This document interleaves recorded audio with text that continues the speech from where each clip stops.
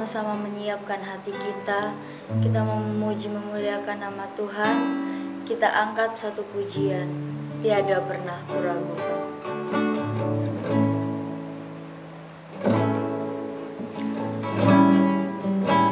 Tiada pernah kuragukan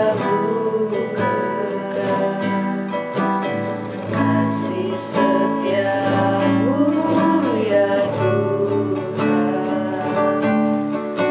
Setiap waktu dalam hidupku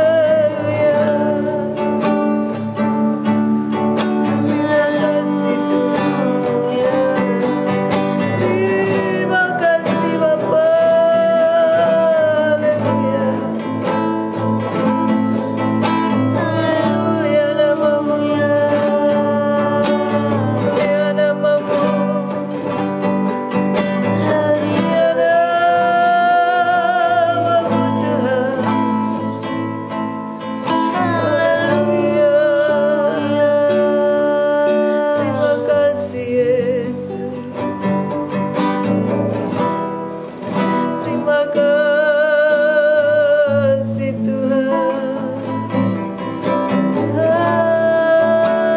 Mulialah namamu. Glory, glory, glory, glory Yesus. Mulia namamu. Terimalah pujian penyembahan kami. Oh, haleluya Yesus. Glory, glory, glory.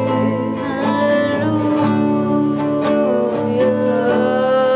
Haleluya. Kita mengangkat satu puji. Ku yakin saat kau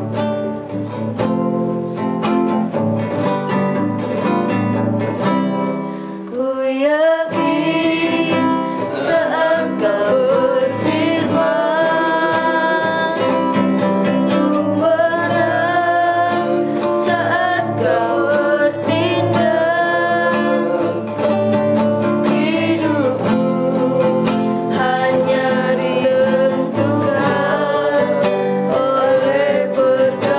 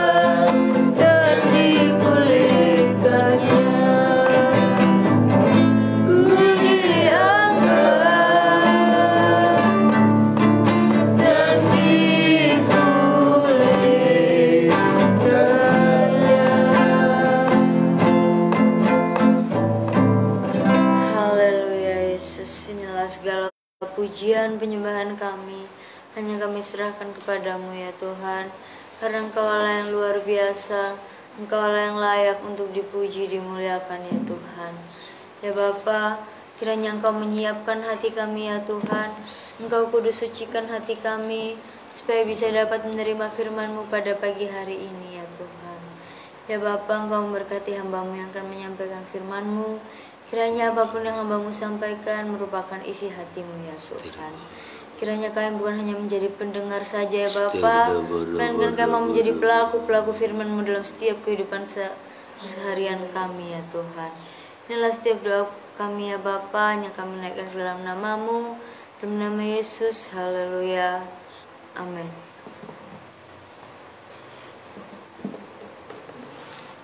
Haleluya, puji Tuhan. Selamat pagi Bapak Ibu Saudara yang dikasihi oleh Tuhan. Selamat bertemu kembali di doa pagi kita. Kita kembali kepada firman Tuhan. Tiada hari tanpa firman, amin. Mari kita buka, kita sekarang masuk di Ezra pasal 7. Ezra pasal 7. Ya, saya akan baca bagi kita mulai dari ayat 1 sampai ayat yang ke-11 saja. Kemudian daripada semuanya itu, pada zaman pemerintahan Artasastra, Raja negeri Persia, maka berangkatlah Ezra bin Seraya bin Asaria bin Hilkiah bin Salum bin Sadok bin Ahitum bin Amaria bin Azaria bin Merayot bin Seraya bin Usi bin Buki bin Abisua bin Pinehas bin Eliasar bin Harun, yaitu Harun imam kepala. Ezra ini berangkat pulang dari Babel. Ia adalah seorang ahli kitab, mahir dalam Taurat Musa yang diberikan Tuhan Allah Israel, dan raja memberi dia segala yang diingininya oleh karena tangan Tuhan Allahnya melindungi dia. Juga berangkat pulang ke Yerusalem beberapa rombongan orang Israel dan imam, orang Lewi, penyanyi, penunggu pintu gerbang, dan budak di bait Allah pada tahun ke-7 zaman Raja Artasasta. Lalu tibalah ia di Yerusalem pada bulan ke-5, yakni pada tahun ke-7 zaman raja itu. Tepat pada tanggal 1 bulan pertama, ia memulai perjalanannya pulang dari Babel, dan tepat pada tanggal 1 bulan ke-5, ia tiba di Yerusalem oleh karena tangan murah Allahnya melindungi dia. Sebab Ezra telah bertekad untuk meneliti Taurat Tuhan dan melakukannya, serta mengajar ketetapan dan peraturan di antara orang Israel. Inilah salinan surat yang diberikan Raja Artasasta kepada imam dan ahli kitab itu, yang ahli dalam perkataan segala perintah dan ketetapan Tuhan bagi orang Israel. Puji Tuhan, saya memberi tema firman Tuhan, pribadi yang dilindungi oleh Tuhan. Saya pakai kata dilindungi, walaupun kata dilindungi itu sebenarnya sekarang terkenal istilah favor, yaitu pribadi yang mendapat favor, pribadi yang diperkenan oleh Tuhan, yang mendapat perkenan Tuhan. Tapi saya kasih tema sesuai dengan apa frase yang diulangi. Saya sengaja pakai itu supaya kita Bapak Ibu kalau menyelidiki Alkitab juga mulai cermat melihat frase yang diulangi di dalam pasal itu. Ada 3 kali sebenarnya ya. Di dalam pasal ini ada 3 kali, di ayat-ayat terakhir nanti 1 kali, di pembacaan kita sampai ayat 11 saja ada 2 kali firman Tuhan berkata pribadi yang karena dia dilindungi oleh tangan murah Allahnya ya. Yang pertama tadi dibilang karena dia ya dilindungi oleh tangan murah, ayat 6 dan ayat 8. Di ayat 8 dibilang karena tangan Tuhan Allahnya melindungi dia. Lalu di ayat 8 dibilang di sana ya, oleh karena tangan murah Allahnya itu melindungi dia. Jadi ini saya angkat jadi tema pribadi yang dilindungi oleh Tuhan. Saudara kekasih, secara ringkas kita lihat sangat indah kalau kita menjadi pribadi yang dilindungi oleh Tuhan. Dalam hal ini adalah pribadi yang dilindungi oleh Tuhan adalah Ezra. Ezra ini pekerjaannya rupanya saudara di situ kita lihat 2. Dia sebagai imam, sebagai pengajar. Ya, karena dia dikatakan seorang ahli kitab. Maka ada kalau kuis biasa gini, siapa ahli Taurat pertama. Ezra, sebenarnya kan sebelum Ezra udah banyak ahli Taurat. Tapi yang dicatat Alkitab secara eksplisit orang yang sangat mahir. Ya, pakar kawaan. Orang yang sangat pakar adalah Ezra. Nah, Ezra ini saudara kekasih, dia seorang ahli kitab. Kemudian dia ternyata adalah generasi ke-15, apa ini namanya ya, keturunan ke-15 dari Harun, imam besar itu. Jadi ini sengaja dibuat saudara kekasih. Saya senang. Ini kayak orang Batak ini. Orang Batak dia bilang, kamu nomor berapa gitu ya. Jadi kalau Ezra ditanya, kamu nomor berapa? Dia bilang nomor 15 dari Harun. Nah saudara ya. Nah saudara kekasih, dari puak Harun. Kan kita tahu di kitab Musa kan ada puak-puak. Jadi dari puak, dari suku Harun, kamu nomor berapa? Nomor 15 itu si Ezra. Nah saudara yang kekasih dalam nama Tuhan, dia keturunan ke-15 dari imam besar Harun. Kemudian dia seorang pakar Alkitab. Tidak semua keturunan imam langsung pakar Alkitab. Tidak semua itu langsung mahir kitab Taurat Musa. Tapi pasti ada sesuatu yang dilakukan orang ini selain kemurahan Allah, tentu perkenanan Allah. Tapi kan perkenanan Allah atas seseorang selalu dipengaruhi respon orang itu. Nanti kita lihat di ayat 10. Bagaimana dia saudara menjadi mahir dengan Alkitab. Dan bagaimana dia menjadi orang yang dilindungi oleh Tuhan. Pasal ini mau menjelaskan kepada kita, kalau kita menjadi pribadi yang dilindungi Tuhan, itu akan mendatangkan berkat-berkat yang komplit dalam kehidupan kita. Saudara yang kekasih, kalau saya mungkin mau khotbah minggu, saya mau pilih khotbah dari ayat 10. Bagaimana menjadi orang yang dilindungi oleh Tuhan. Tapi di doa pagi memang target saya adalah menyampaikan kepada umat Tuhan pasal itu secara utuh dalam poin-poin khotbah, agar kita memiliki pemahaman setiap pasal Alkitab.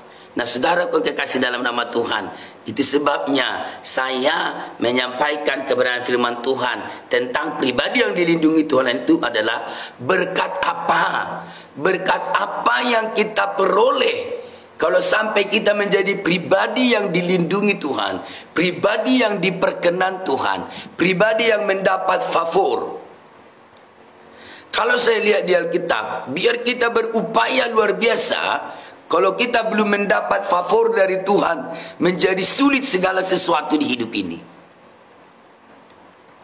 Tapi saudara yang kekasih, kalau kita mendapat favor, menjadi pribadi yang dilindungi oleh Tuhan, saudara, kita akan melihat hal-hal yang besar yang sebenarnya kita nggak sanggup kerjakan.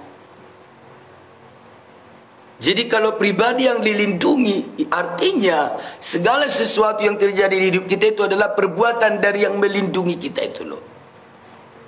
Dia adalah Allah Israel yang disembah oleh nenek moyangnya.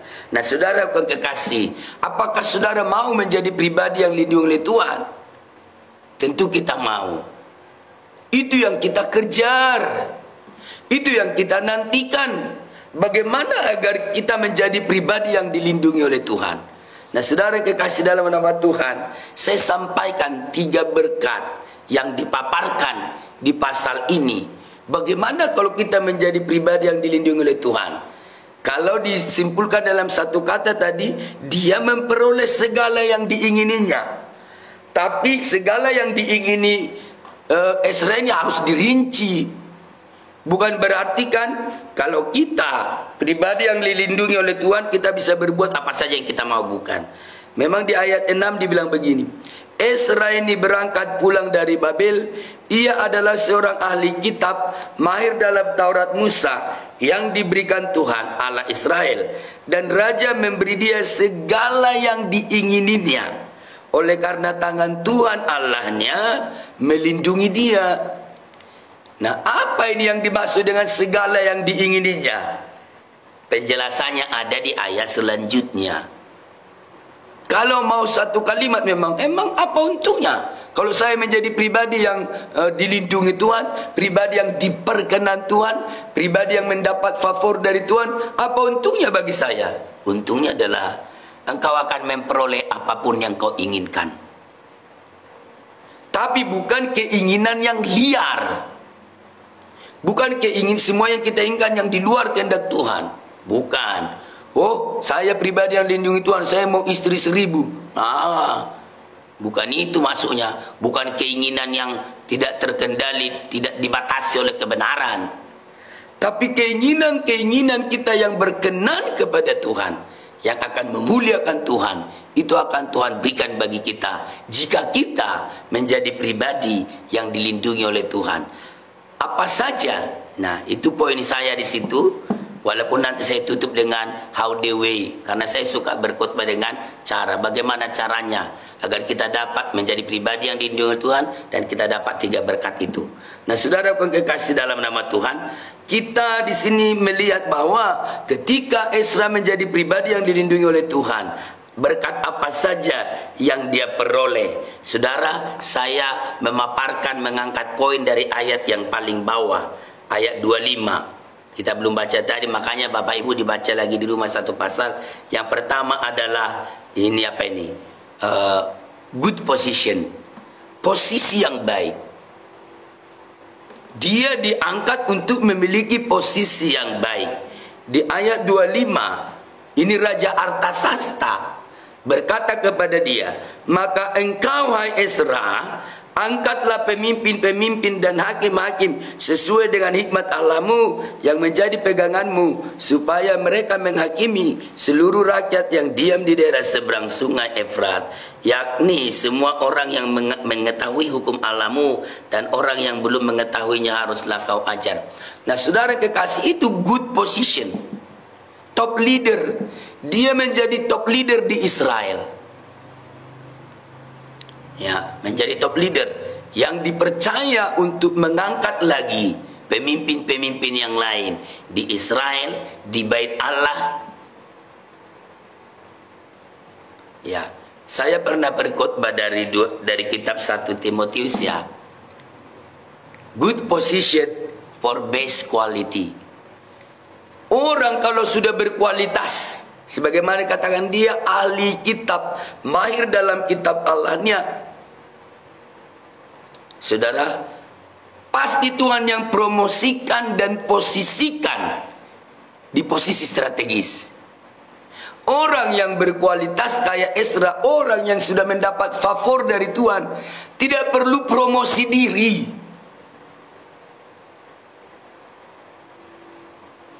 Fokusnya bukan mempromosikan dirinya, memapar-maparkan kelebihannya ke orang lain.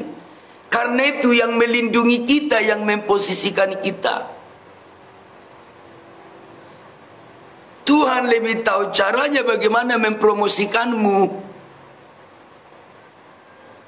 Orang yang berkualitas, orang yang dilindungi oleh Tuhan, tidak bingung mencari posisi. Apalagi cari posisi dengan cara yang tidak benar, yang kotor. Pakai uang lah, pakai menjatuhkan orang lain lah. Fokusnya Ezra mencintai firman, bukan mencari posisi. Tapi kita lihat di judulnya aja dibilang gini, Ezra, judul pasal oleh penerbit Alkitab, dia bilang gini, Ezra diberi kuasa oleh raja untuk mengatur kebaktian dalam rumah Allah dan lain-lain dia atur, termasuk pemimpin-pemimpin, hakim-hakim juga harus diangkat. Itu top leader. Jadi yang terpenting, kita berambisi mencari posisi secara kotor atau mencari perkenanan Tuhan agar kita menjadi orang yang dilindungi oleh Tuhan. Yang mana yang penting? Kita seringkali, saudara, berupaya di hidup ini di luar kebenaran. Kalau hatimu yakin kau berkualitas di hadapan Tuhan, nggak perlu bingung cari posisi.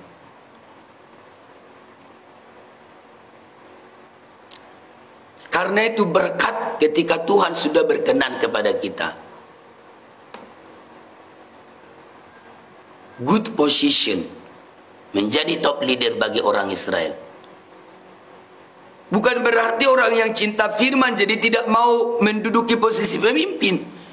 Karena tanggung jawabnya kepada Tuhan yang menyuruhnya. Tapi dia tidak kejar itu. Yang dikejar adalah perkenanan Allah. Saudaraku yang kekasih, sibuk mencari kualitas. Tapi soal penempatan dan promosi, percayalah Tuhan bekerja di balik layar, di ranah yang kita tidak tahu. Kalau memang kita berkualitas, kalau memang kita cinta firman, mahir dalam firman, mengasihi Allah, Tuhan tahu caranya bagaimana mempromosikan kita lebih dari cara yang kita coba tempuh.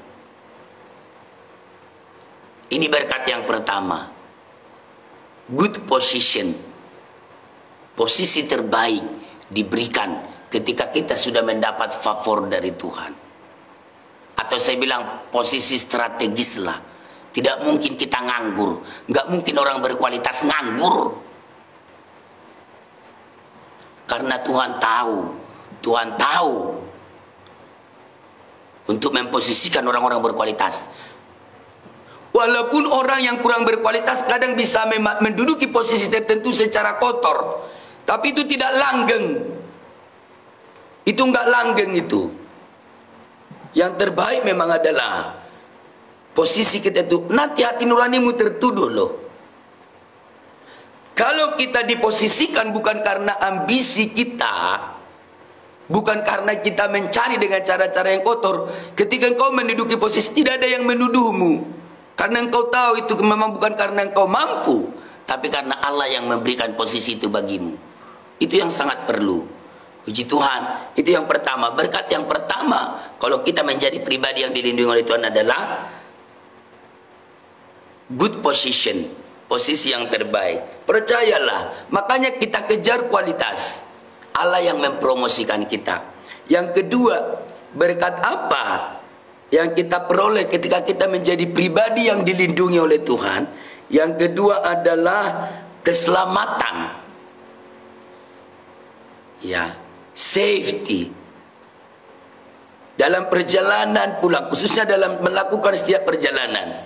Saya suka bilang begini, Bapak Ibu, kalau kita move, bergerak dari satu tempat ke tempat yang lain, kita selamat. Jangan bilang, aku hebat, saya pintar nyetir.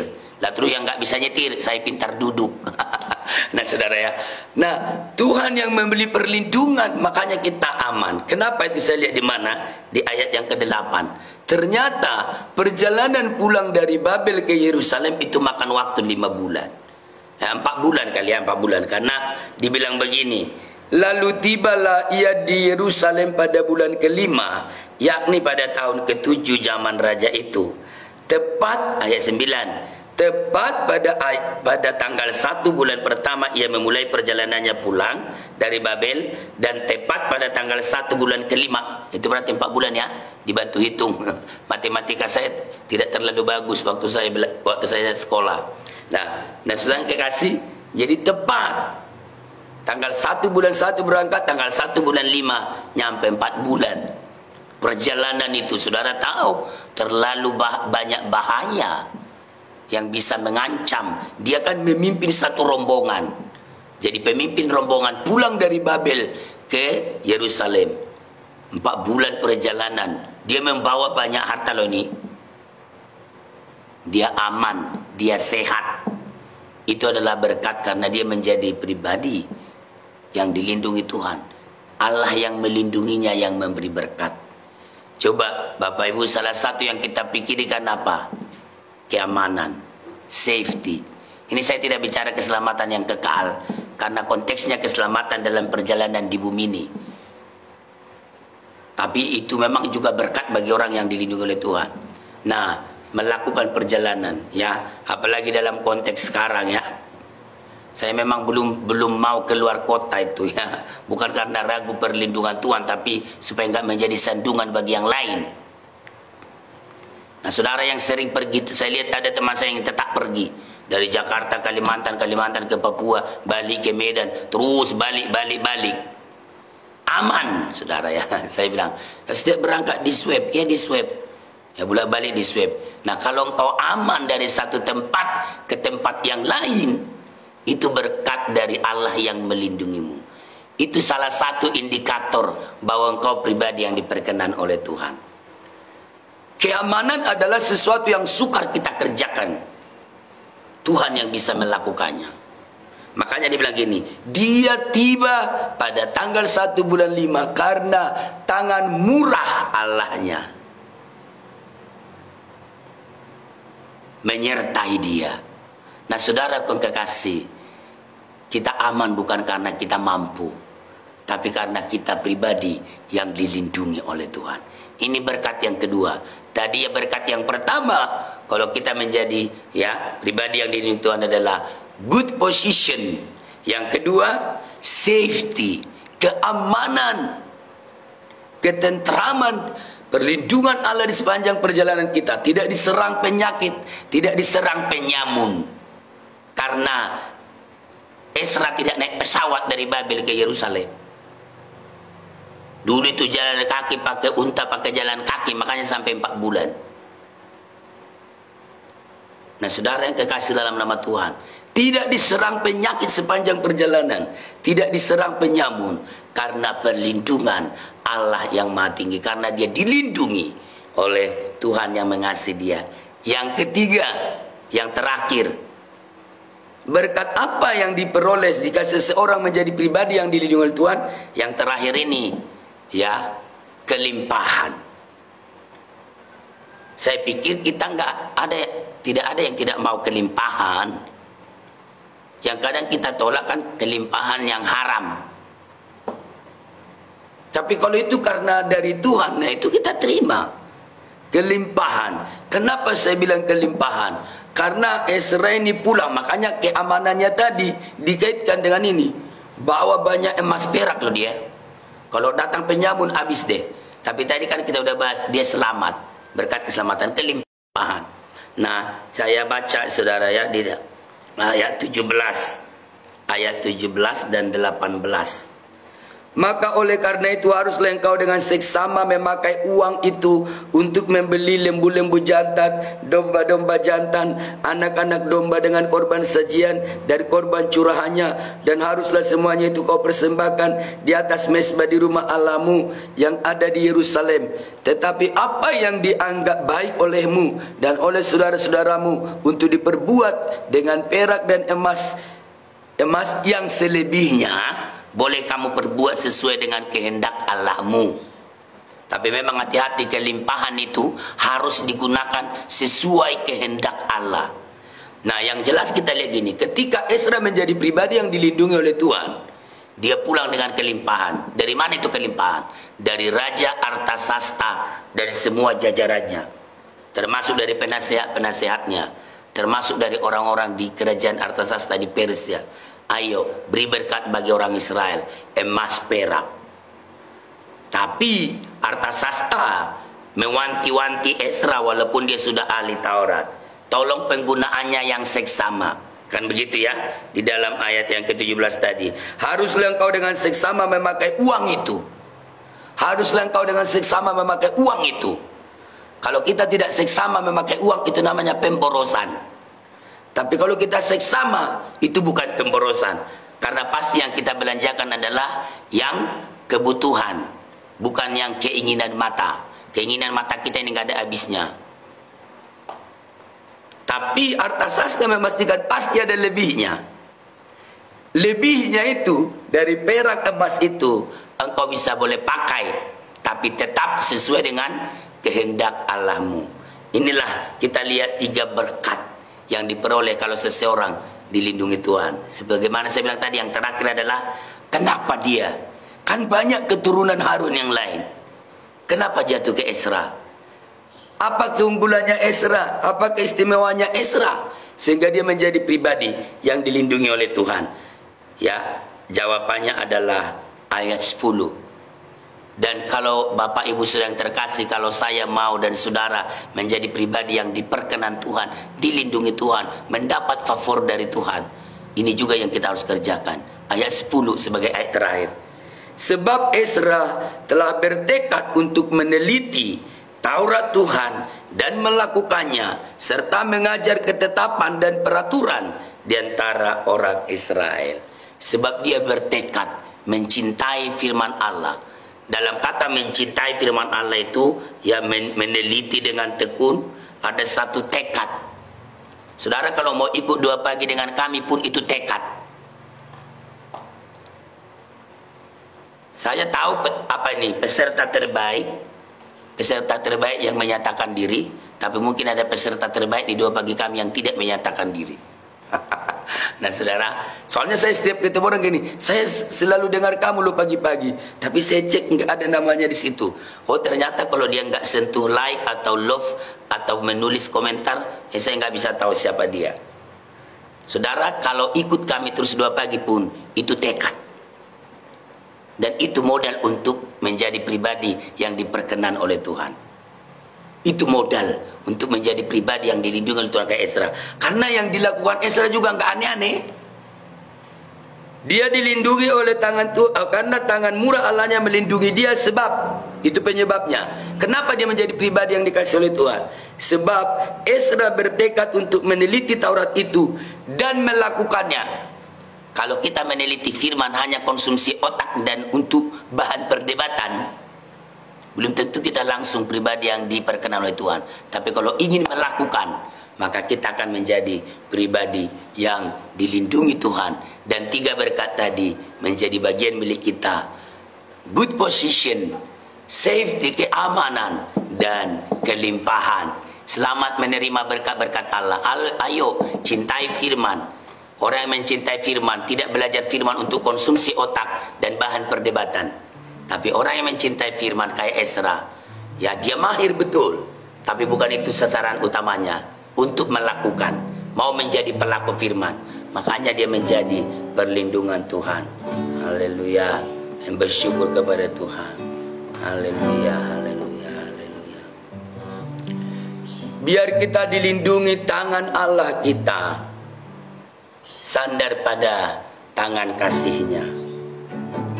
Tangan murah Allah, tangan kasih Allah sanggup mengangkat kita, memberi keamanan dan memberi kelimpahan.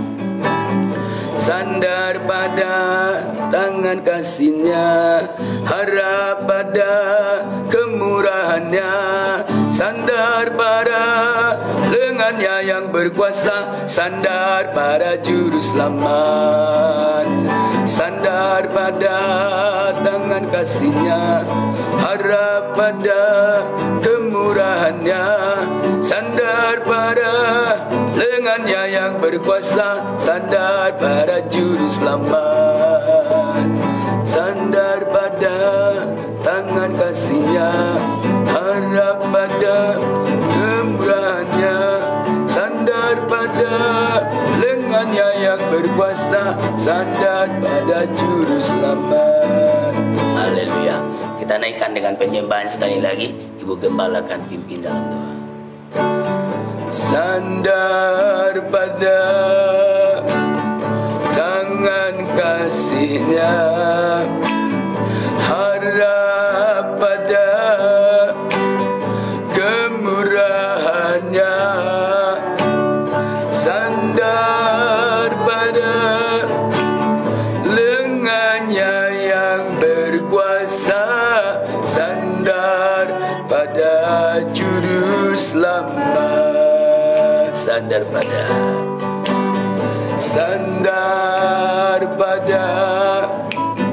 tangan kasih-Nya, harap pada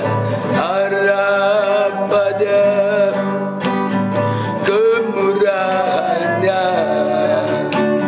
Sandar pada lengan-Nya yang berkuasa, sandar pada juru selamat.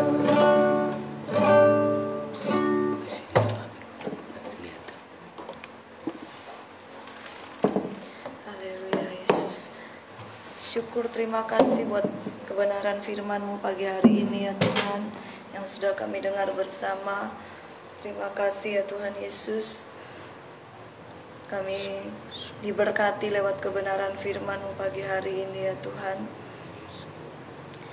Kami boleh belajar ya Bapa di surga bahwa Engkau Allah yang besar, Engkau Allah yang berkuasa, Engkau Allah yang berdaulat dalam segenap kehidupan kami ya Tuhan Yesus. Engkau menempatkan kami pada posisi-posisi yang baik ya Bapa.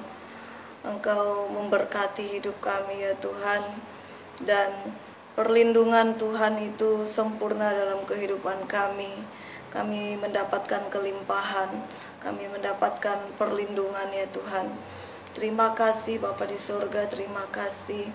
Biarlah lewat firman-Mu hari ini ya Tuhan Yesus, kami diajarkan juga untuk tetap mencintai Engkau, mencintai firman-Mu.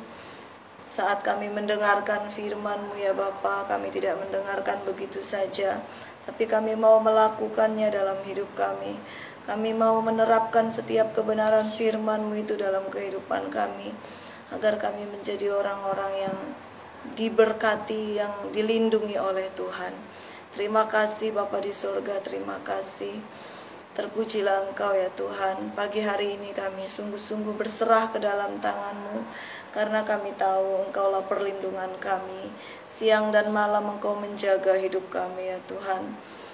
Engkau memelihara kami, baik kami berada di rumah, baik kami melakukan aktivitas kami di tempat pekerjaan, bahkan dimanapun kami berada ya Tuhan Yesus. Kami tahu bahwa perlindungan-Mu begitu sempurna bagi kami. Terima kasih ya Tuhan, terima kasih.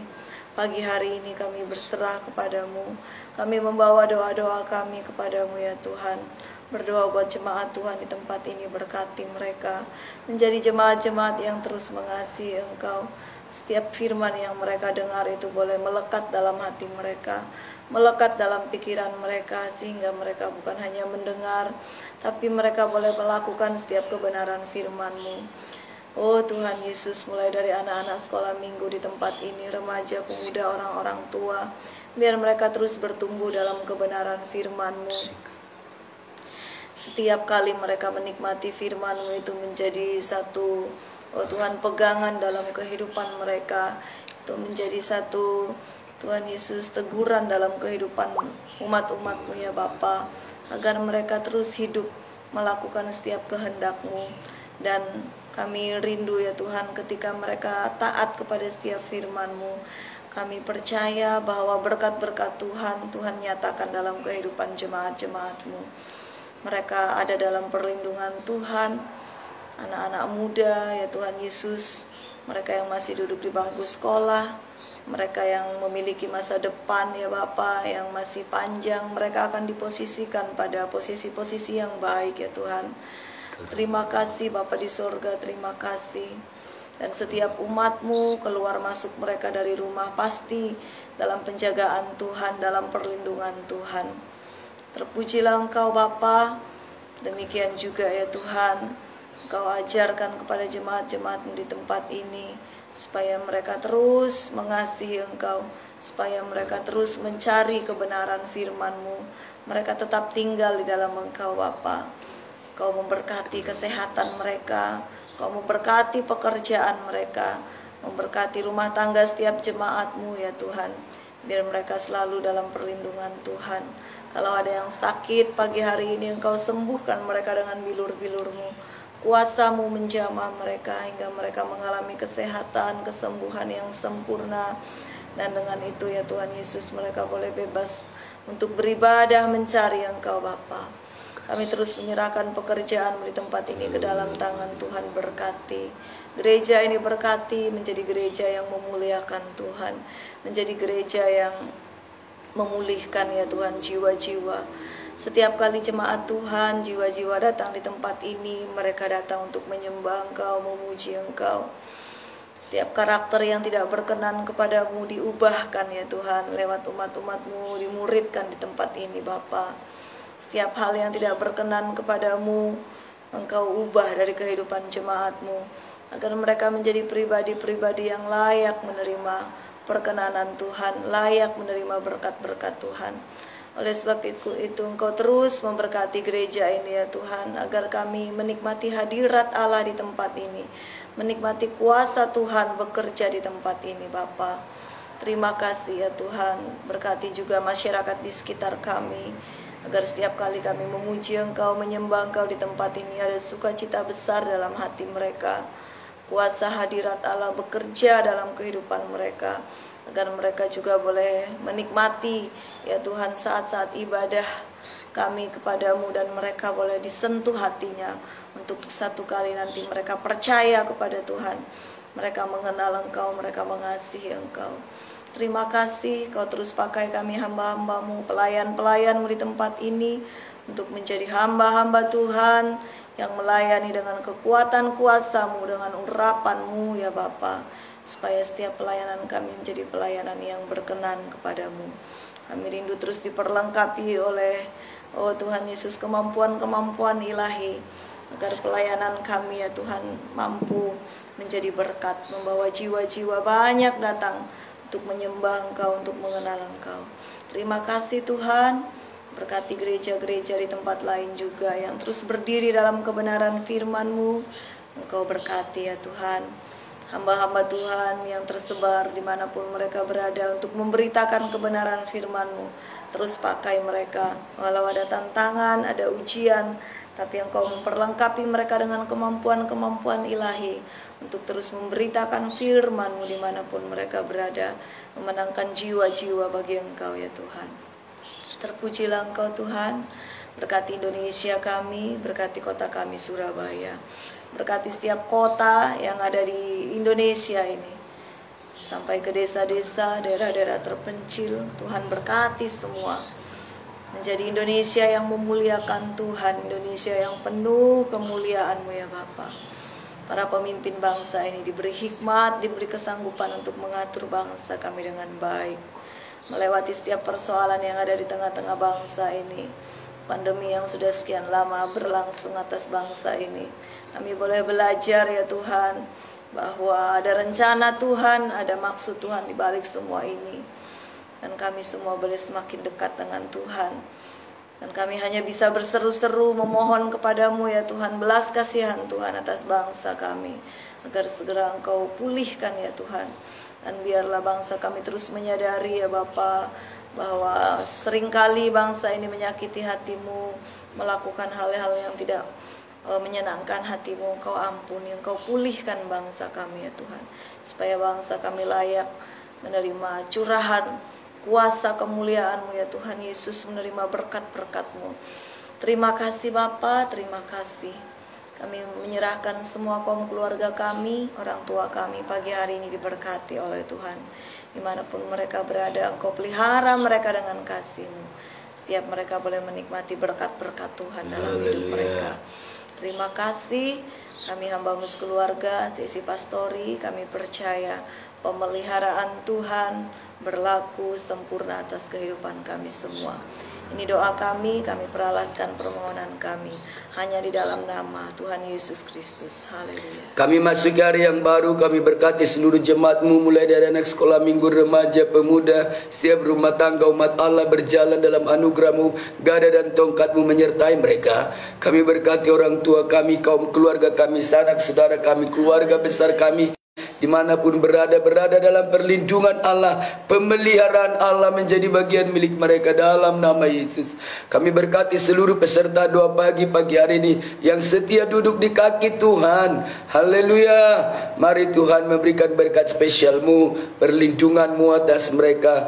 Permohonan-permohonan doa mereka dijawab oleh Tuhan. Semua pokok doa yang sampai kepada kami Tuhan dari peserta doa pagi, Tuhan, yang sakit disembuhkan dalam nama Yesus, yang lemah dikuatkan, yang susah dihiburkan, yang bermasalah diberi solusi dari Tuhan, dan mereka akan melihat kemenangan yang daripada-Mu. Kami terima berkat Allah dalam nama Tuhan Yesus Kristus, kasih jiwa kami. Haleluya, haleluya. Kami yang percaya berkata amin. Puji Tuhan. Bapak Ibu yang terkasih, Tuhan Yesus memberkati.